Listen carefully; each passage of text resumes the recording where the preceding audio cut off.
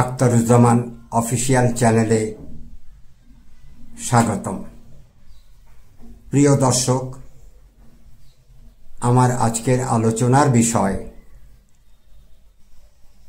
আগামী নির্বাচনে ইসলামী দলগুলি ক্ষমতায় আসলে বাংলাদেশের মেয়েদের স্বাধীনতা নষ্ট হবে। মূল আলোচনায় যাবার আগে দর্শক শ্রোতাদের কাছে একটি অনুরোধ করব, আমার এই চ্যানেলটিকে আপনারা লাইক, শেয়ার, সাবস্ক্রাইব করবেন। আমার যাবতীয় ভিডিও আপলোড করার সাথে সাথেই যাতে আপনারা নোটিফিকেশন পান, এটি আপনাদের কাছ থেকে আমার প্রত্যাশা। আজকের মূল আলোচনা শুরু করছি। দর্শক, আমরা কিছুদিন থেকে লক্ষ্য করছি আমাদের ইসলামীপন্থীরা কিছু কিছু বক্তব্য দিচ্ছেন অত্যন্ত আপত্তিকর। ইসলাম বা ধর্ম নিয়ে রাজনীতির পক্ষে আমি কখনোই কথা বলবো না। যারা ধর্ম নিয়ে রাজনীতি করেন অত্যন্ত অন্যায় কাজ করেন। ধর্ম ধর্মের জায়গায়, রাজনীতি রাজনীতির জায়গায়, এরকম মন মানসিকতার মানুষ আমি মেয়েদের স্বাধীনতায় পূর্ণ বিশ্বাসী। এখন আলেম সম্প্রদায়, মৌলানা সাহেবরাও রাজনীতিতে নেমে গেছেন। এক ভদ্রলোক, তার ভিডিওর অংশবিশেষ আপনারা দেখবেন, তিনি বলেছেন দাড়ি টুপিওয়ালাদের ট্যাক্সের পয়সায় স্কুলে গানের শিক্ষক, নাচের শিক্ষক রাখা যাবে না। মুসলমানদের দেশে কোনো অবস্থাতেই গানের টিচার দেয়া যাবে না। যদি দিতে চান আপনার গদি, আপনার মসলাক উৎখাত করবে ইনশাআল্লাহ। ফাইজলামি পেয়েছেন আপনি। আর প্রাইমারি স্কুলে ড্যান্স এবং গান শিক্ষার জন্য ওস্তাদ দিবেন, শিক্ষক দিবেন কেন? কিসের জন্য? গান ড্যান্স আমাদের মুসলিম পরিবারের এটা সংস্কৃতি না। যদি আপনাদের সমস্ত পরিবার, বাংলাদেশের সমস্ত পরিবার নাস্তিক হয়ে থাকে, বেঈমান হয়ে থাকে, তাদের জন্য গান এবং গানের টিচার দিতে পারেন। যদি 92% মুসলমানদের দেশে কোনো অবস্থাতেই গানের টিচার দেয়া যাবে না। এদেশে টুপিওয়ালাদের, দাড়িওয়ালাদের, মুসলমানদের খাজনা, ট্যাক্স, ভ্যাটের পয়সা দিয়ে গানের টিচার দিবেন? গানের টিচারের প্রয়োজনটা কি? তিনি ভুলে গেছেন এটি একজনের পেশা। কেউ গান শিখিয়ে তার সংসার চালান, কেউ নাচ শিখিয়ে যে অর্থ পান সেখান থেকে তার সংসার চলে। কারো পেশায় ধর্মের কথা বলে হস্তক্ষেপ করা আমি অত্যন্ত অন্যায় মনে করি। একটি মঞ্চে গান বাজনা করার সময় হুজুররা হামলা দিয়েছেন, সেটিও আমরা দেখব। আব্বা আর অনেক লোকে আমাকে ধরছে, আর ওই যে সব অনেক হুজুর আছে আর কি। এখন আপনারা করে ফেলাইছেন, এটাকে ভাঙ্গিয়ে দিলে আপনাদের মন খারাপ হবো না? কেন গুণাটা তো হইতেছে না, কেন হইতেছে না গুণা? তো শোনেন, আমার কথা অত লম্বা করতে চাইতেছি না, তো দয়া করে এই যে হাত জোর করছি, দেখেন এই যে আমি হাত জোর করছি, আমার হাতের দিকে তাকান। দয়া করে, অনেক লোকেই বলেন ঈদগাহ মাঠে হুজুর ধরে আমিন ধরতেছে যে নদী যেন না ভাঙে। কিছু কিছু লোক বলে কি জানেন, যে এত বড় হুজুর বয়ান করে থেকে গেল কিংবা আমিন ধরছে, নদী তো ঠেকাইতে পারলো না। এটা কথা বললেন আপনারা।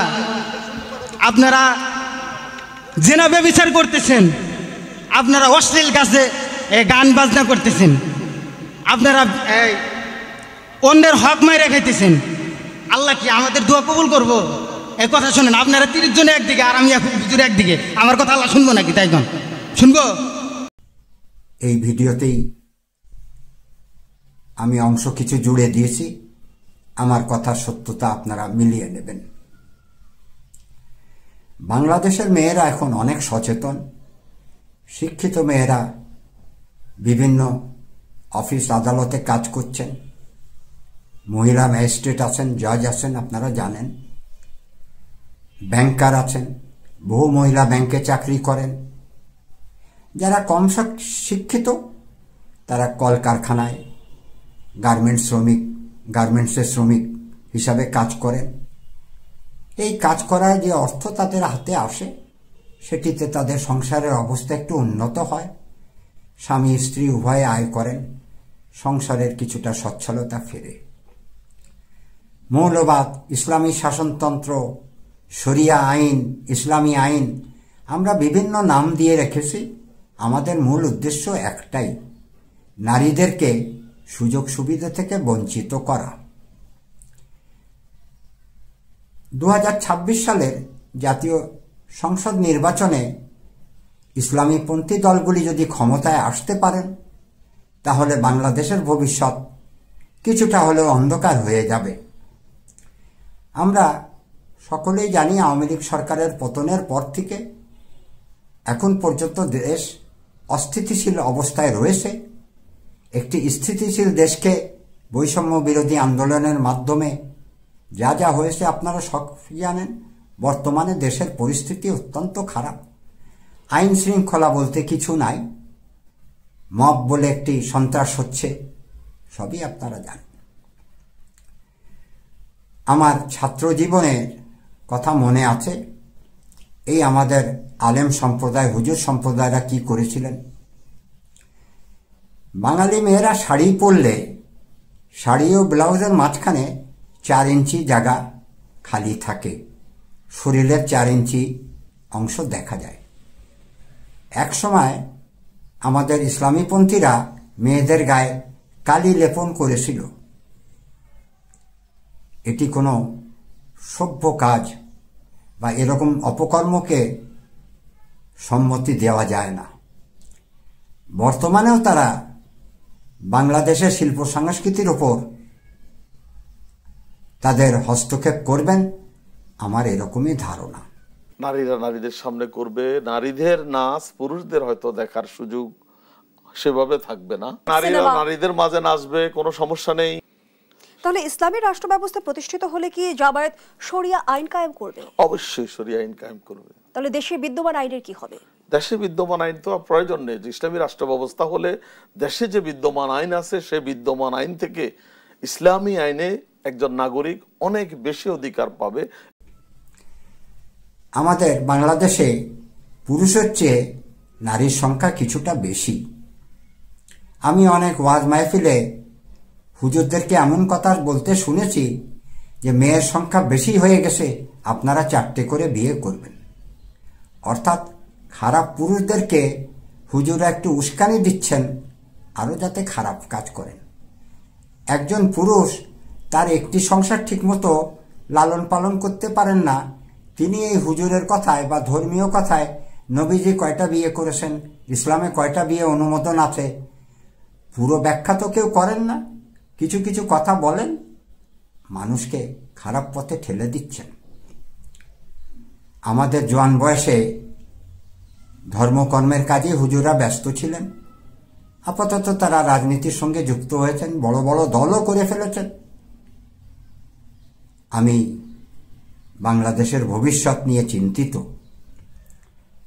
আমি বিশেষ করে বাংলাদেশের অর্ধের বেশি মহিলা ভোটার রয়েছেন, মহিলারা রয়েছেন, মেয়েরা রয়েছেন, তাদের স্বাধীনতায় হস্তক্ষেপ হোক এটি আমি চাইব না। আমাদেরকে ফেব্রুয়ারি মাস পর্যন্ত অপেক্ষা করতে হবে নির্বাচনের ফলাফলের জন্যে।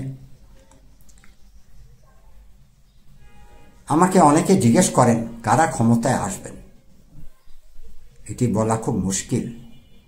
তফসিল ঘোষণা হোক, কোন কোন দল দাঁড়াবে দেখা যাক, তারপরে এই বিষয়ে কথা বলবো। আজকের ভিডিও এই পর্যন্তই। আগামী ভিডিও দেখার অনুরোধ রইল। আপনাদের সকলকে ধন্যবাদ।